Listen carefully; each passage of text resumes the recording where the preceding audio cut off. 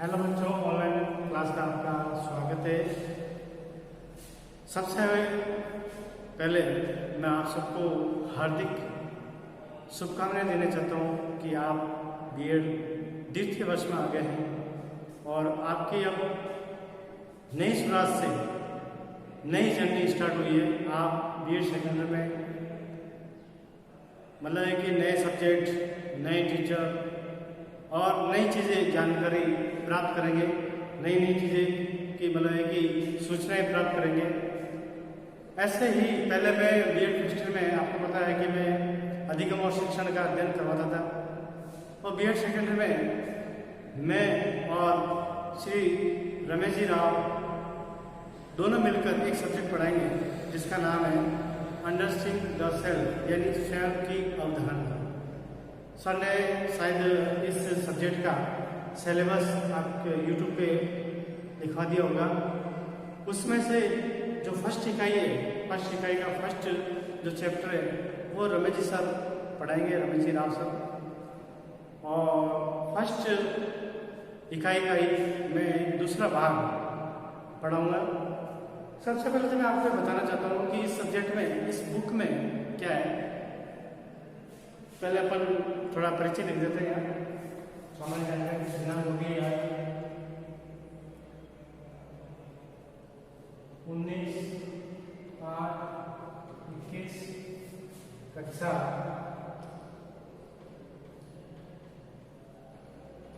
BEd second year, विषय स्वयं की अवधारणा। स्वयं की यानी अंडरस्टैंडिंग द सेल्फ। प्रकरण अभी मैं लिखाता हूँ। जो इकाई फर्स्ट का है, ठीक है ना, अंडरस्टैंडिंग द सेल्फ। इसका मतलब ये होता है कि स्वयं को पहचानना। हम ज़्यादातर क्या करते हैं कि दुनिया को पहचानने लगते हैं, दुनिया को ये वैसा है, वो वैसा है। जब हमारी सोच, हमारी विचारधारा, हमारी चिंतन करने की शक्ति, हमारी मनन करने की शक्ति जब दूसरों को परखने लगती है तो हम उसी के अकॉर्डिंग बनने लगते हैं।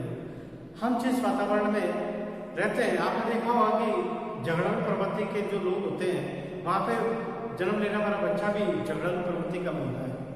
अच्छे परिवार में रहने वाले अच्छे मतलब वहाँ पे जो बच्चा जन्म लेता है तो वो अच्छे परिवार से या अच्छे संस्कार प्राप्त करता है। तो ये इसी अंडरस्टैंडिंग सेल्फ। अब हम क्या करते हैं, ज़्यादातर समाज में दूसरे के गुण और अवगुणों को ग्रहण करते हैं, दूसरे की अच्छाई और बुराइयों को ग्रहण करते हैं। हम ज़्यादातर दूसरों की बुराइयों पर ज़्यादा फोकस करते हैं। तो उसकी बुराइयों को देखते हुए हम, हमारी मेंटल एबिलिटी, हम अपने आप को भी उसी तरफ से ढालने की कोशिश करते हैं, हम उसी तरह से बनने की कोशिश करते हैं। इससे एक व्यक्ति को जीवन में कई समस्याओं का सामना करना पड़ता है। वो दूसरों की बुराइयों को ढूंढते ढूंढते एक दिन ऐसा आता है कि खुद भी एक बहुत बड़ा बुरा व्यक्ति बन जाता है। फिर वो अपने आप को नहीं संभाल पाता है, उसके जीवन में बहुत सारी समस्या आ जाती है।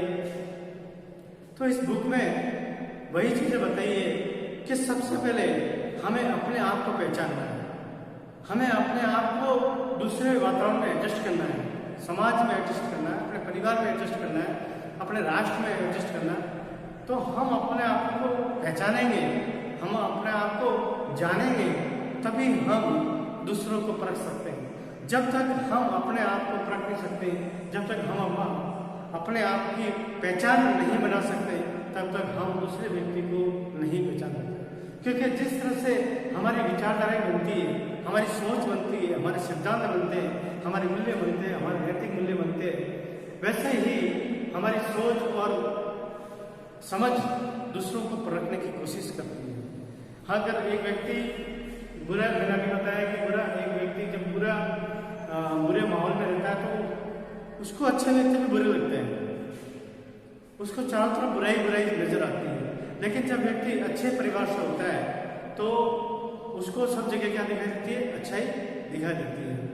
इसलिए हमें अपने आप को पहचानना जरूरी है कि हम कौन हैं, हमारी पहचान क्या है, हम इस माहौल में कैसे हैं और हमें अपने आप को कैसे सुधारना है, हमें कौन सी चीज़ें को सीखना है, हमें कौन से क्या कहते हैं गुणों को अपनाना है, कौन सी बातों को अपनाना है, कौन सी बातों को निगलेक्ट करना है।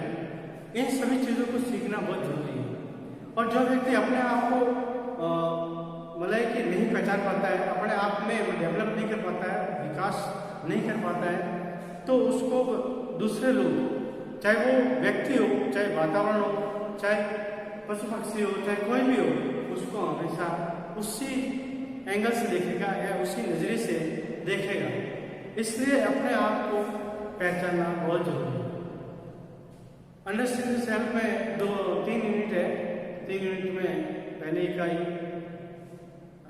अंडरस्टैंडिंग सेल्फ की है, दूसरी शायद संप्रेक्षण की है और तीसरी इकाई योग शिक्षा की है, जो अभी वर्तमान में चल रहा है। माननीय नरेंद्र मोदी जी इस पे बहुत ही ज़्यादा फोकस कर रहे हैं। 21 जून को हम पूरे विश्व में योग दिवस के रूप में मनाते हैं। तो ये सब्जेक्ट अपने बीएड में जोड़ने का क्या कारण है? ये सब्जेक्ट तो पहली दूसरी या मतलब जो स्कूल स्तर होता है वहाँ पे भी जोड़ सकते थे, विद्यालय स्तर पर भी जोड़ सकते थे, लेकिन ये कॉलेज स्तर पर ही जोड़ने की क्या जरूरत पड़ी? वो इसलिए क्योंकि कॉलेज स्तर पर आकर या बीएड कॉलेज स्तर पर आकर एक व्यक्ति की समझ बढ़ती है, उसकी बुद्धि में वृद्धि होती है, उसके शरीर में वृद्धि होती है, उसके हर प्रकार, चाहे शारीरिक हो, मानसिक हो, चाहे समयकात्मक हो, चाहे आध्यात्मिक हो, चाहे हर तरह से उसके हर प्रकार से वृद्धि होती है।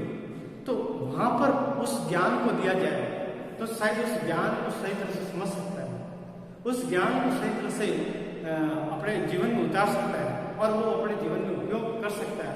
छोटे बच्चों को अगर वो ज्ञान दिया जाए जैसे स्वयं की अवधारणा का, तो शायद वो एक विषय के रूप में रह जाता है।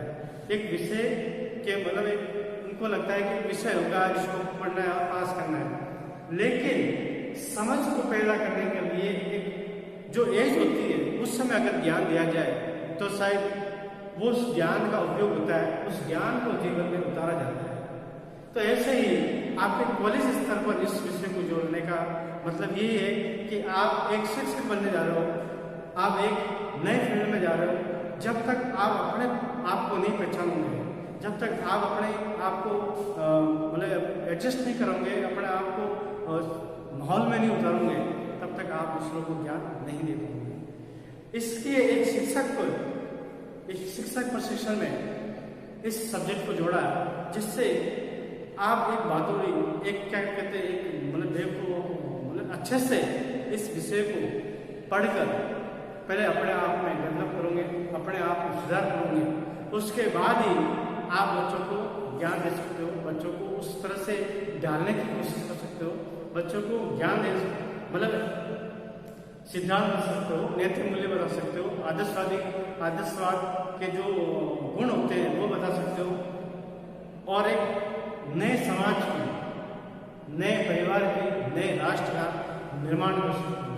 बहुत से मनोविज्ञानियों ने कहा भी है कि एक शिक्षक राष्ट्र का निर्माता होता है, तो उसकी समझ, उसकी सोच, उसका ज्ञान उस तरह का ही होना चाहिए कि वो एक शिक्षार्थी में, एक अधिगमकर्ता में उस सोच को भर सके, हस्तांतरित कर सके, संप्रेषित कर सके, उसके ज्ञान को बढ़ा सके, उसको मतलब व्यक्ति को या बालक को उसके समाज में क्या पहचान है, उसकी खुद की क्या पहचान है, वो पहचान बता सके।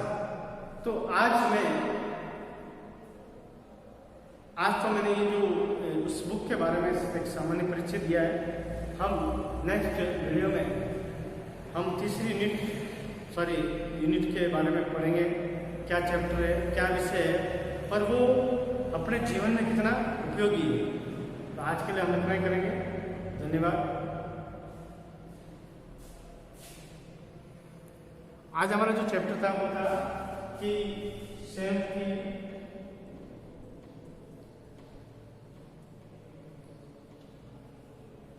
अवधारणा का सामान्य परिचय।